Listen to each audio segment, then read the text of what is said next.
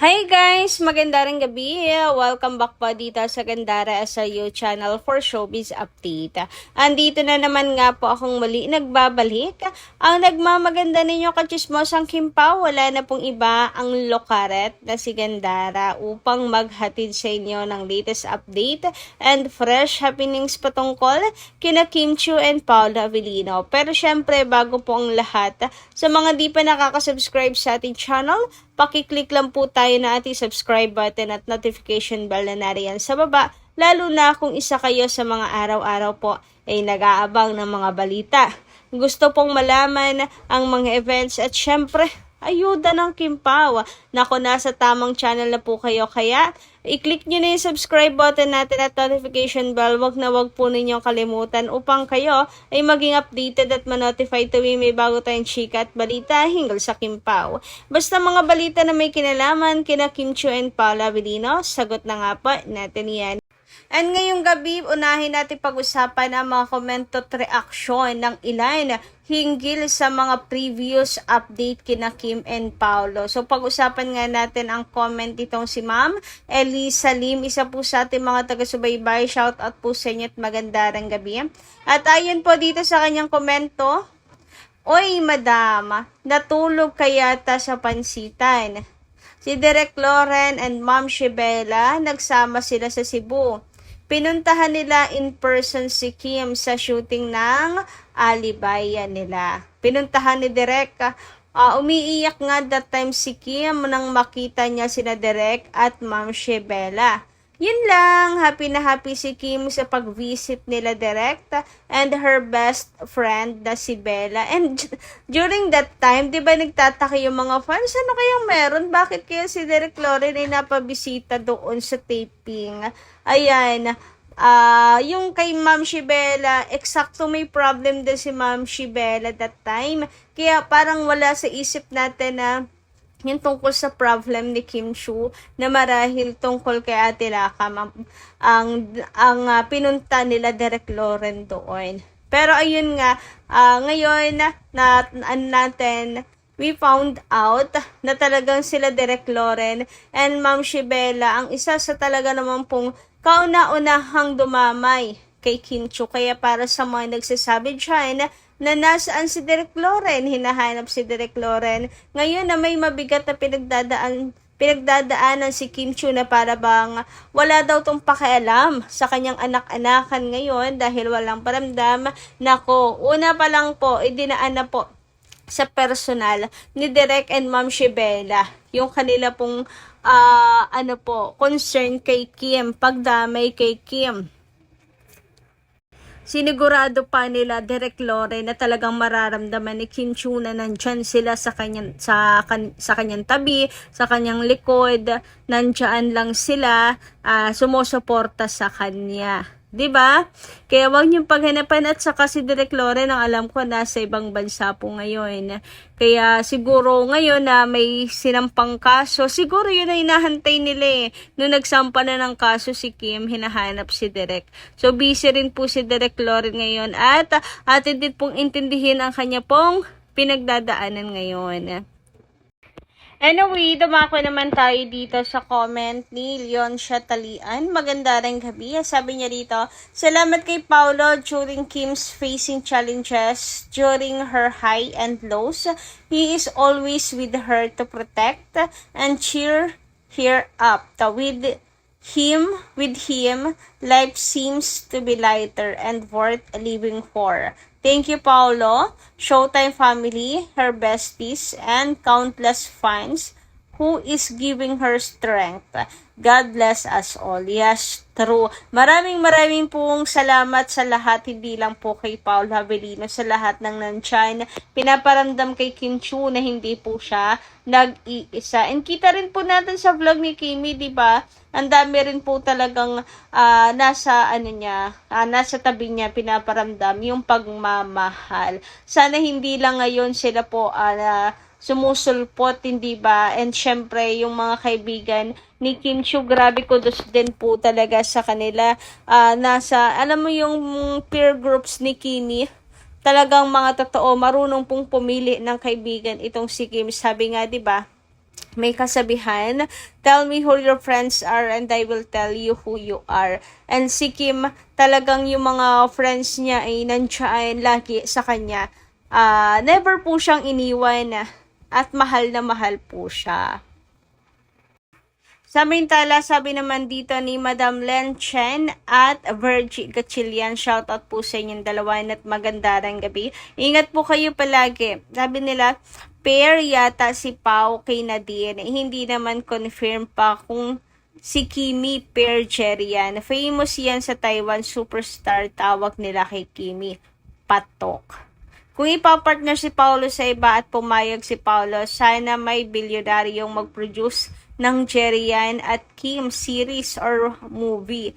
Check super blockbuster lalo na at may hawig si Kim kay Sunshine ng Meteor Garden. So, okay. Tungkol naman sa split ang pinag-uusapan nitong dalawang ito, kay Kim and Paolo. So, what? Nadine and Pao, parang ang tagal na po hindi tumatanggap na din ng project. Parang piling-pili talaga yung kay Alden Richards nga, parang hindi naman natuloy. Kahit kumbaga ay mayroon pong pagpaparamdam. So I don't think, kasi si Nadine ay mapili na rin ngayon. Parang gusto na rin niya maglaylo. Unti na lang talaga yung kanyang inoohan. Ngayon kay Vice Ganda, meron silang bagong project ni Vice Ganda. Pero about Paolo, parang ayaw na ata ni Nadine sa mga love team rin. Yun ang ko sa kanya, basa ko sa kanya. So, I don't think so. Matutuloy yan.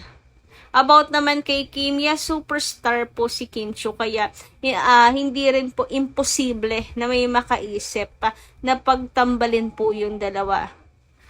Sinasabig nga rin po ni Kim si Sunshine. Ewan ko lang din, pero yung mga Kim Pao fans, majority, meron po na nakakaintindi, nakakaunawa. But majority po na majority ng Kim Pao fans na nababasa ko lang naman, is tutol din. Kasi parang sana naman daw ay wag. Kung ganun din lang naman, na lang, adaptation na lang, tapos si Kim and Paolo na lang yung bida. Kayo ba, anong inyong palagay dito? Comment nyo nga lang dyan sa baba. So, sa ngayon, ang nakikita po kasi, ko po kasi suntok sa buwan po na magkahiwalay silang dalawa. Like dito kay Nadine. Tapos si Kim kay Jerry yan, parang suntok sa buwan pa din kahit anong sabi.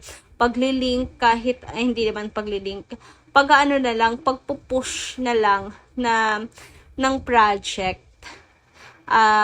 Suntok sa buwan pa rin talaga sa akin ang mangyari po ito. Kayo, anong palagay nyo? Comment nyo nga lang dyan sa baba. So ngayon, narito naman pag-usapan natin ang mga nakala po nating balita ngayong gabing ito. At unahin natin pag-usapan ito nga pong pagpuso ni Kimi. Abay talaga naman pong si Kimi andyan.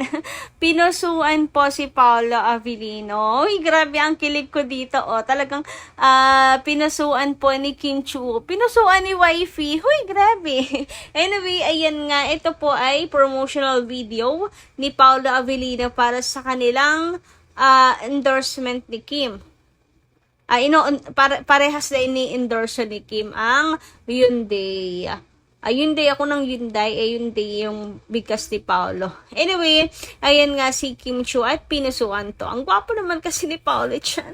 Ay, ang pakapogi niya dyan talaga. Bagay na bagay sa kanya yung royal blue ba ang tawag po dito. Basta yung suot ni Paolo, yung color, bagay na bagay po talaga kay Paolo Avellino. Ang pogi ni Pao, Diyos ko. Kaya yung mga bashers talaga namang gigil na gigil kay Kim. Paano ba naman kasi Kim, sa'yo lahat ng yan? Abay, magtira ka, charata. Samantala, dumako naman nga tayo dito sa repost ni Kim and kanya pang tinag si Paolo Avellino dito. Paano ba naman kasi, siguro si Kim Chiu natutuwa din na para bang nagagawa to ni Paolo Avellino. Siguro tinutokso niya at the same time si Pao. Kasi ang caption dito, natatawa ako, si Jake hindi siguro nag-e-expect na mapapapayag ka sa ganyan. Pao. Kasi si Paolo, ano talaga, serious mode dyan eh. Para yung robot eh. Pero napapapayag ni Kim Chiu sa mga ganito. So, si Kim siguro ay may panunokso rin kay Paolo, kaya may pagtag siya dyan. Tapos, nakalaping emoji pa. Pero alam nyo, ang isa sa kumuha ng attention ko, eto. Yung caption nitong si Kim Pao, Green Heart Unity.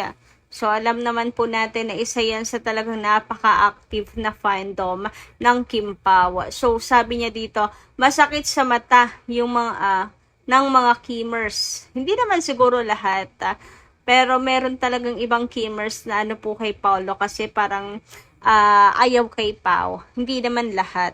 Pero ayun nga, masakit daw po ito sa ibang mga Kimmers.